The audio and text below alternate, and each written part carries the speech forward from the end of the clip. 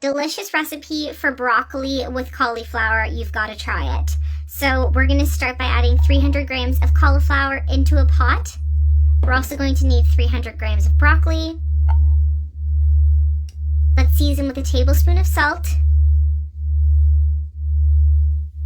And pour in some boiling water so we can cook these veggies.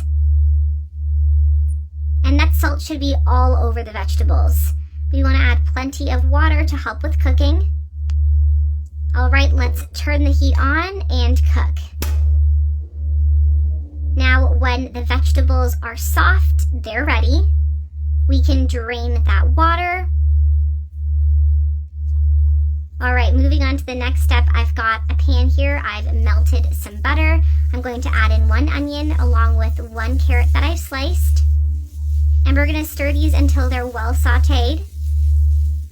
And you can see the vegetables have become nice and soft. These look great. Let's go ahead and set these aside. We're going to add that broccoli and cauliflower that we just made. I'm adding it right into a baking dish. And let's go ahead and add those veggies that we just sauteed as well. And we're going to set this aside and move on to the next step. In a pot, add in 1 tablespoon of butter. I'm now going to add in some flour to that melted butter. This is 3 tablespoons in total. And stir everything together really well.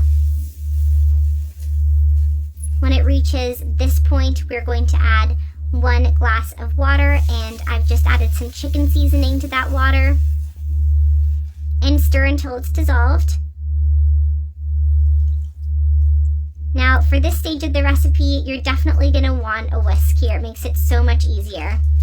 Now, you can use a spatula or you can use a wooden spoon here, but I find a whisk is better. All right, add the rest of that water and seasoning. We're also going to need 100 mils of milk. Give that a good stir until everything is nice and smooth. All right, once it looks like this, it's looking great. It is time to season. So we're going to season our sauce with a bit of salt. We're also going to need some oregano. And you can add the spices and the amounts that you prefer. It's up to you. And we're going to pour that delicious sauce all over those vegetables. Oh, this smells wonderful. Mix all those veggies up with that delicious sauce we just made. But don't stir too much because you don't want to break up those veggies. This looks good. We're going to cover with some grated mozzarella cheese. And we're going to bake this for 15 minutes at 320 degrees. Oh, and our recipe is ready. This looks absolutely amazing. We have to give this a try. I guarantee you are going to love this recipe. There are so many delicious flavors in here. Plus, with all that cheese on top, you cannot go wrong with this one. Be careful not to burn yourself. It is hot out of the oven, nice and steamy.